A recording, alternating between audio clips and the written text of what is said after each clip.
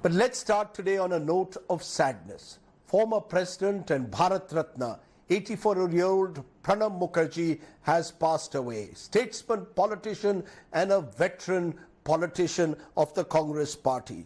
It was Pranab's son Abhijit Mukherjee who took to Twitter to inform the country about his father's demise. The 84-year-old was hospitalized for a brain clot surgery on the 10th of August. He was diagnosed with COVID prior to the surgery, underwent an operation to treat the brain clot immediately.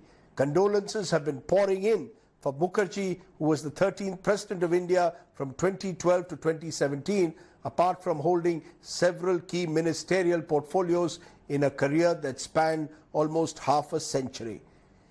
Today we are going to speak to several of the individuals who knew Pranab Mukherjee intimately, including former Finance Minister P. Chidambaram and another colleague Jairam Ramesh.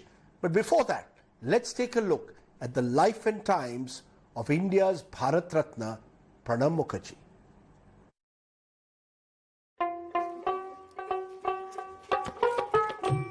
Pranab Mukherjee was born in Mirati, Birbhum district of West Bengal on 11th of December 1935. While his initial education was at the village primary school, he soon proved himself to be brilliant in studies and understood money at an early age.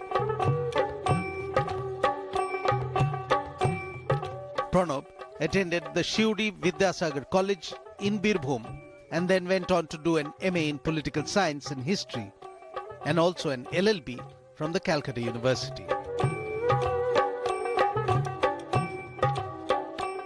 In 1963, he became a lecturer, teaching political science at a newly opened college some 30-odd kilometers from Calcutta.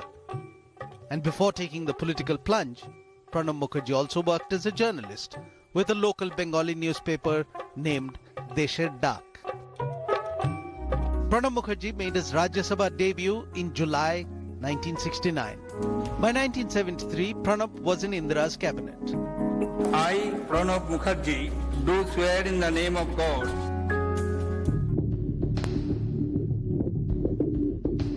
One of the darkest periods in Pranab Mukherjee's political career came in the 1970s.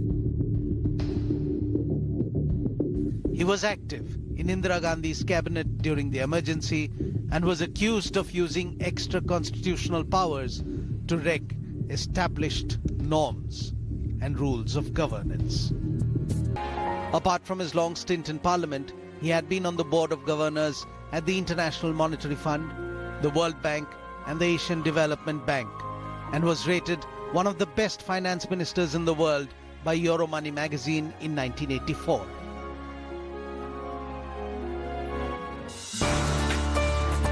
Pranab Mukherjee thrived on challenges.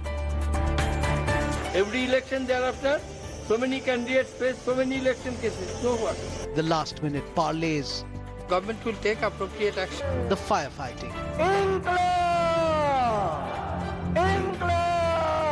He did not give constitutional status to local. The keeping difficult coalition partners in check.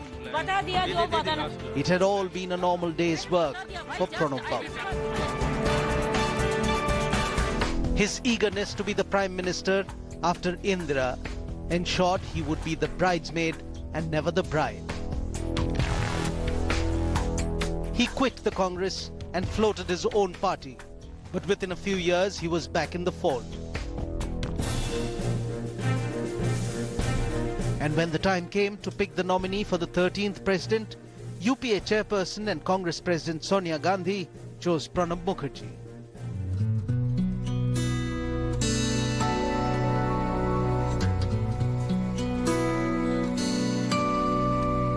Throughout his tenure at the Rashtrapati Bhavan, President Pranab Mukherjee has been lauded for his familiarity with the country's constitution. And joining me now is the country's former Union Finance and Home Minister P. Chidambaram, who worked closely with Pranab Mukherjee for several years. Mr. Chidambaram, on this sad day, your abiding memory of Pranab Mukherjee, what made him stand out as a Bharat Ratna? Well, my abiding memory of Mr. Mukherjee is his remarkable adaptability. In the 1970s, He was a confirmed socialist. He was the author of many Congress and Congress Working Committee resolutions where he plugged for socialism. In 1991, when we moved on to a new era of liberalization, for a moment I think he was a little out of his depth, but very quickly adapted. I remember he telling me once, I know that Prime Minister and you are very keen on reform and change and getting rid of all the controls and regulations. Please remember that I belong to a different age 25 years ago. But I won't stand in your way, and I will adapt as soon as I can. And he did adapt. He held a variety of portfolios, Deputy Chairman, Planning Commission, Commerce Minister, External Affairs Minister, Defense Minister, Finance Minister. But he quickly adapted to the new era, and he participated in the liberalization as if he was a natural-born liberalizer. You know, Mr. Chidambaram, the media in particular posed you and Pranab Mukherjee at opposite ends in a way of the spectrum. There was there was constant talk of a clash of personalities. At a personal level, how would you describe your relationship with Pranab Da? Was he at the end of the day a consensus builder who could walk across the political aisle and build consensus in the truest sense? He was. We had very different points of view in 1991 and subsequently. We continue to have different points of view in 2004. But remember, the two ministers were constantly thrown together in groups of ministers, numerous groups of ministers, numerous committees, numerous cabinet meetings, by Mr. Mukherjee and I.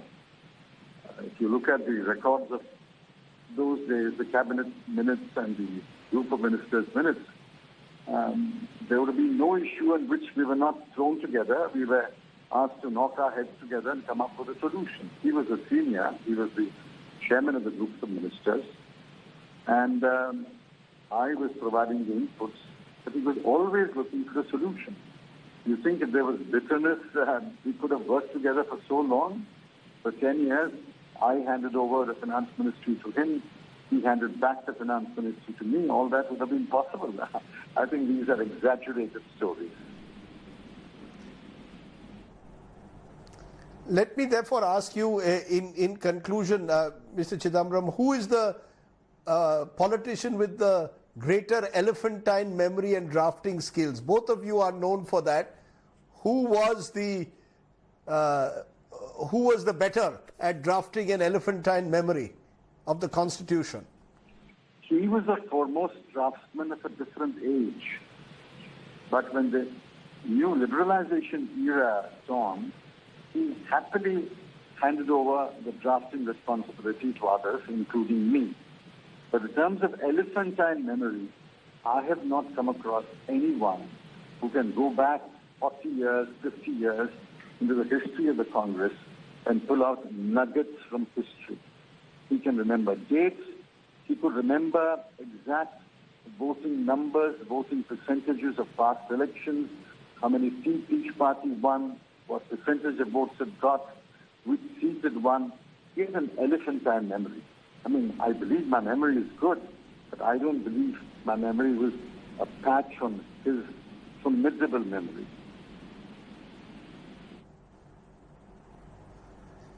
Mr. Chidambaram, I'm sure you will miss Pranab Mukherjee as a colleague with whom you worked, as you said, for several years. I appreciate your joining us and giving us a sense of Pranab Mukherjee, the man. Thank you. Let's go then now to another colleague of Pranab Da, Jairam Ramesh, who worked closely with Pranab Mukherjee both when Pranab Da was Deputy Chairperson of Planning Commission and of course in the Manmohan Singh government. Jairam Ramesh, your abiding memory of Pranab Mukherjee? Well, undoubtedly, what stands out is his elephantine memory, as you have said, and as what Mr. Chidambaram has also confirmed. He had an extraordinary capacity for recalling events, dates. He was extraordinarily well-read.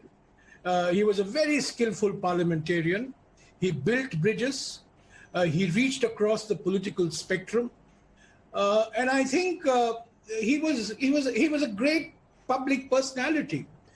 Staunchly Congress, although he left the Congress party for a period of about 3.5 years, came back to the Congress, and he held all the important positions that they are to be held in the Union cabinet. In fact, I just finished a biography of Krishna Menon, and I discovered that Krishna Menon, when he first contested as an independent from Midnapur in 1969, his speeches were translated into Bengali by a young Pranab Mukherjee, who had just then become a member of the Rajya Sabha and had come to the notice of Indira Gandhi by his speech on bank nationalization. I think he really was a protege of Indira Gandhi. She nurtured him, and he flourished and flowered under her tutelage. I want to ask you this, Jairam Ramesh. Do you believe that breed of politicians who are consensus builders are slowly fading away in this hyper-polarized age where politicians treat each other as enemies, not as opponents? That Pranab had this unique ability, perhaps well suited for the coalition age, and therefore is sometimes referred to as the best Prime Minister India never had? Undoubtedly. I mean, his ability to reach across the political spectrum, I have seen in the drafting of the Common Minimum Program, for example, in 2004, and much earlier as well.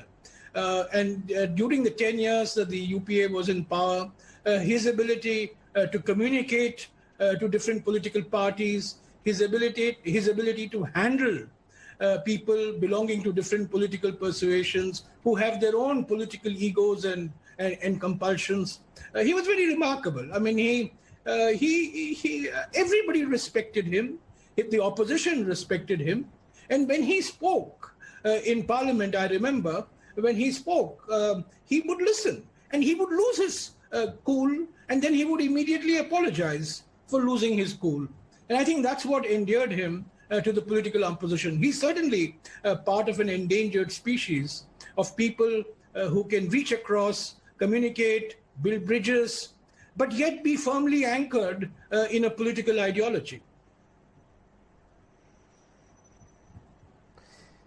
Jairam Ramesh, both you and Mr. Chidambaram, as I said, have worked closely with Pranab Mukherjee. I appreciate that both of you have come here and paid these fulsome tributes to a Bharat Ratna of the country. Thank you so much, Mr. Jairam Ramesh, also for joining me here today and paying tribute to Pranab Mukherjee. As I said, India has lost a Bharat Ratna. India has lost a former finance minister. Ironically, on the day that Pranab Mukherjee passed away, finance and economics have become the big headline of the day. Hi everyone, Preeti Chaudhary here. Hope you like this video. For latest news and analysis, like and subscribe to the India Today YouTube channel. And don't forget to press the bell icon to stay updated. Thank you for watching.